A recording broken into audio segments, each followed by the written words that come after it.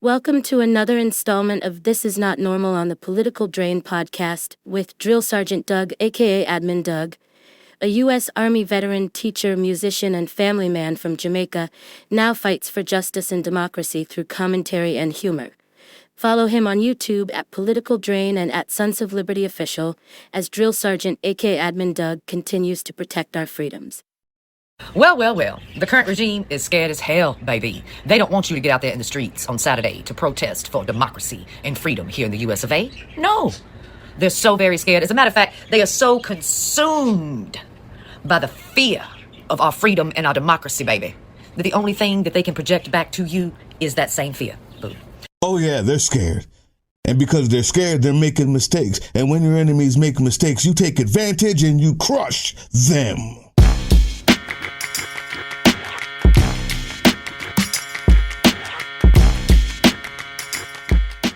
What's up, YouTube? Drill Sergeant here. No, I'm not trying to play Elon Musk on TV. I got two hats on because this one, you can't see the most important words if I don't put a shadow on it. Because tomorrow, we fight. I don't care about violence or non-violence. There's a place and time for both. But tomorrow is non-violent. So yeah, we mean that this time.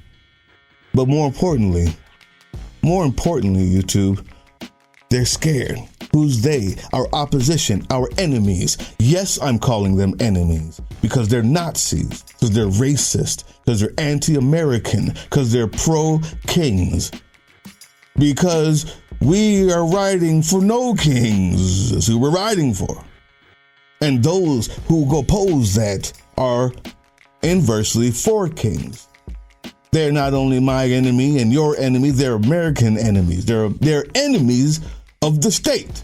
Unfortunately, when the enemy of the state belongs to the state, has been elected to power by the rubes that they've brainwashed, I will withhold calling them enemies. They're just stupid. They're just brainwashed. They're just overcome with racism, a lack of education, and have been taken advantage of. Those things in them. So neither will I give them a pass.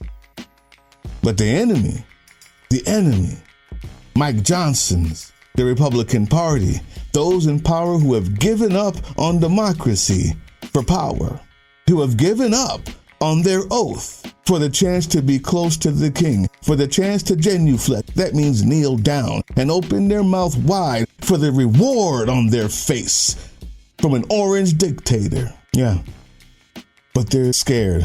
They're scared shitless. They're frightened. They're so frightened that they have made mistakes. And you see, when you're scared, when you're internally not brave, because if they were, they would have voted differently many times already. When you get scared, instead of thinking strategically, you lash out. When you're a narcissist, with a third grade level IQ, if that much, like Trump is. The only thing you know is more fear, because that always seems to work for you, because people always bow down to you because your dad had money. You never actually had to do anything. You never actually had to lead people. And every time you tried, you failed. Well, those scared people like Mike Johnson, who knows he's dug himself a hole out of democracy straight through to Chinese communism in his leadership style, the entire Republican Party in the House and the Senate, and their scared shitless leader, the orange orangutan, who throws shit at the walls every time he hears something he doesn't like from them. So they kowtow and bow down and turn around and leave and close the door behind them rather than stand up. Their mistake was they had the media on their side. Not that the media would say everything that they wanted them to say, which the media has done.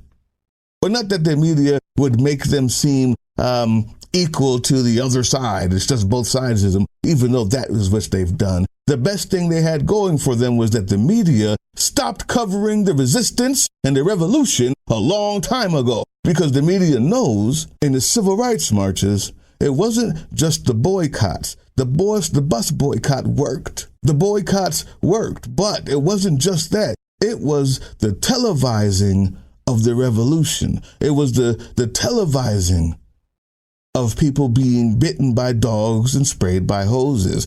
It was bringing into the living room of good, decent white folk who thought they didn't have to think about what was happening down there, and it couldn't be that bad, and made them see, yeah, it is that bad.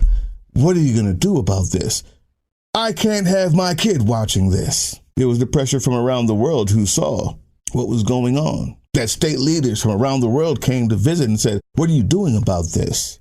I saw it on TV. This media has been quiet. During the last No King's Day, there was at least 2 million around all the states, small pockets to big cities. The only one person talked about it was Rachel Maddow. Maybe because she sees her stake in this due to her orientation. But nonetheless, I believe that tomorrow would be something necessary for us to rejuvenate our program, reset our mind for the fight coming, but nothing else. If it wasn't for the fear and the cowardice of the Republican Party, they have now turned this thing tomorrow into something way more than even I would have told you. They made it something that every news media program has to cover. They have to cover it. Now, before I go any further into why that makes tomorrow more important than it would have even been without any of their fear, if they had shut up and went home to their wives who hate them and their husbands who've stepped out a long time ago.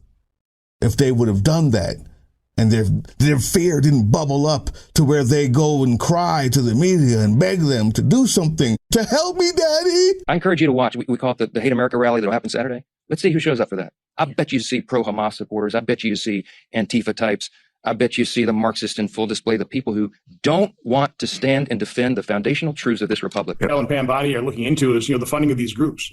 Who pays for the buses to bus a lot of these folks in? Who pays for the trucks that have riot gear that they hand out to the peaceful protesters? It would have still been important. But now they've given us the upper hand that we will use to crush them peacefully, if they'll allow it.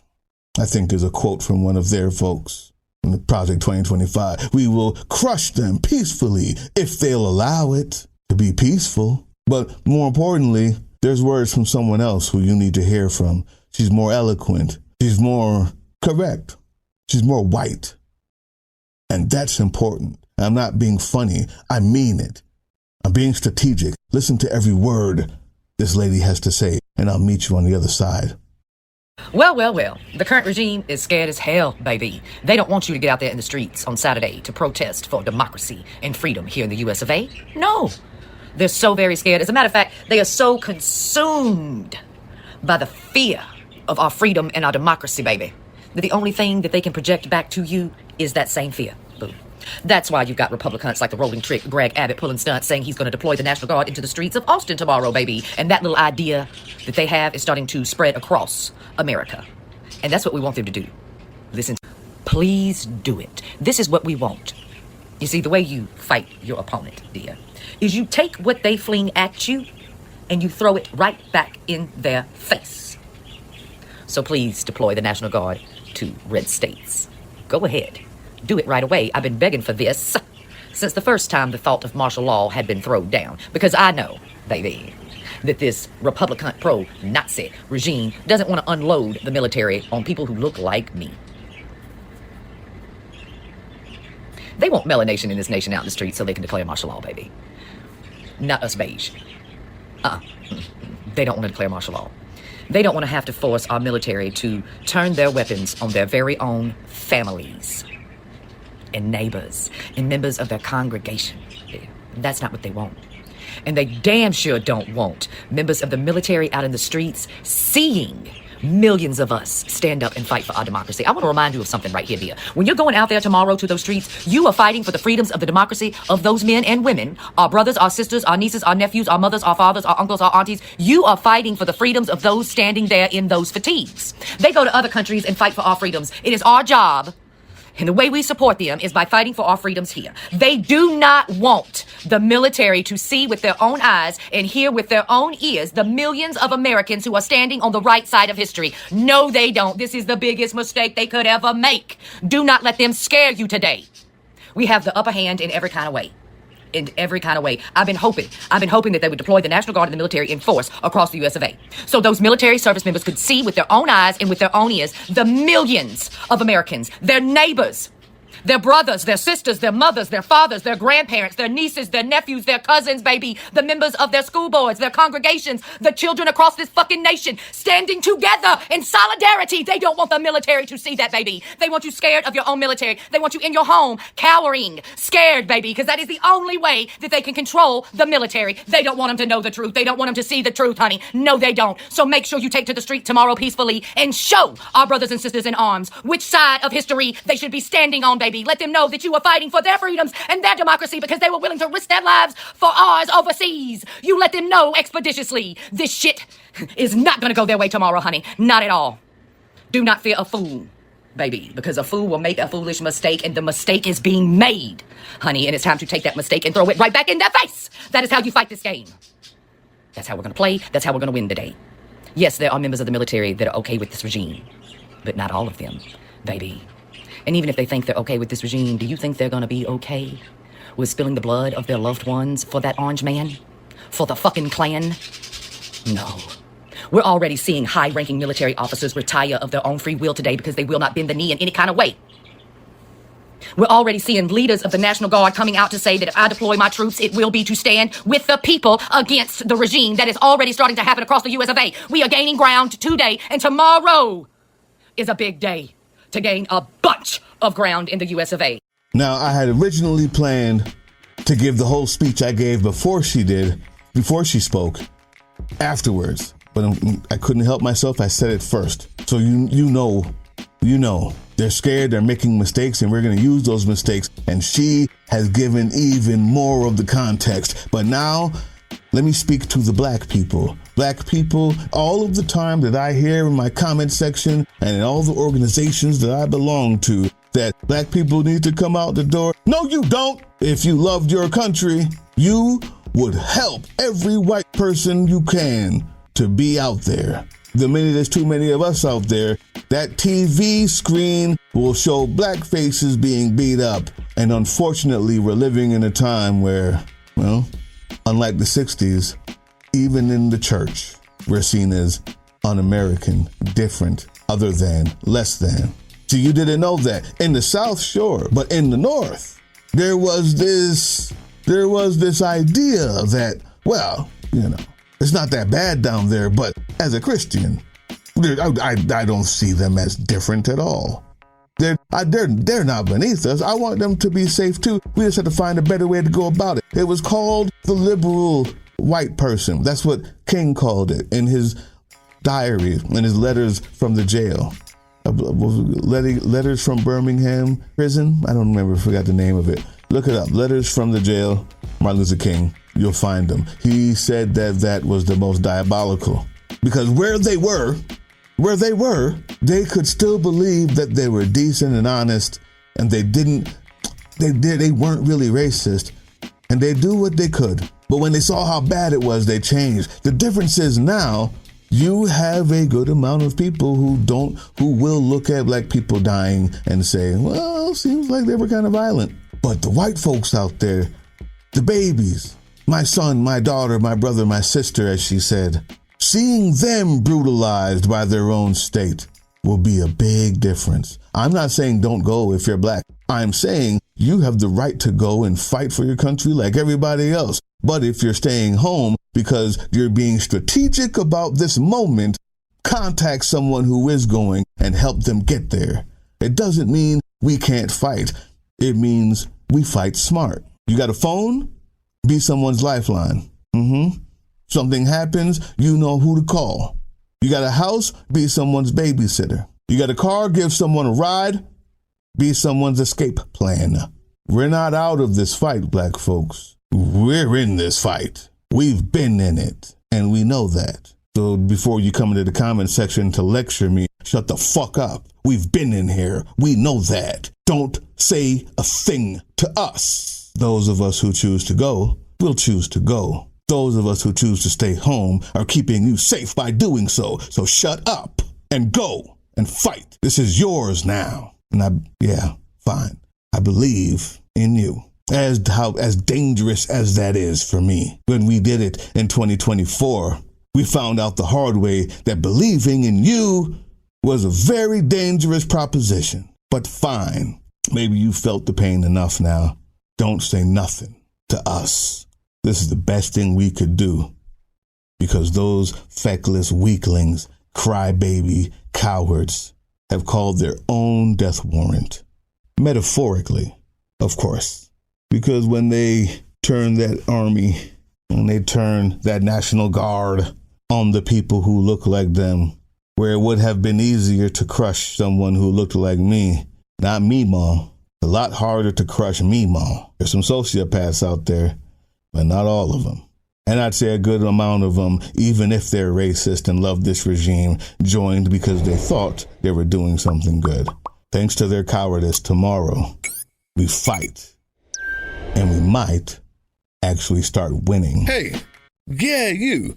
Before you click away to watch someone unbox a tactical toothbrush, let's talk about something real. Political Drain isn't just another content mill. We're a digital front in a very real war. Not with bullets, but with ideas, with action, and with solidarity. We pair urgent news with critical education. And we build community around actual resistance, not the hashtag kind. The kind that moves. But here's the thing. None of this is free. It isn't. Behind every video is time, labor, research, and some weird guy asking if we're going to pay the hosting bill. And yeah, some of that money goes to things we can't necessarily say out loud. If you know, you know. Let's just say our special ops aren't Call of Duty LARPers. They're people making real moves to protect, uplift, and organize. You're not just funding a channel. You're funding a resistance network in a world where capital still calls the shots. Unfortunately, in a system built on artificial scarcity, even mutual aid has a price tag. And if we want to grow, if we want to win, we need your help. We need your help. So if you've got even a few bucks to spare, toss it our way. It's not for ads. It's not for merch drops, but for people making moves in the shadows so others can do it in the light. It's just us and you. So fund the mission, fund the fight, fund the future, because nobody's coming to save us. We save each other. That's how this works. Follow us on all these things you see here, and our link tree is in the description. Maybe even get some merch.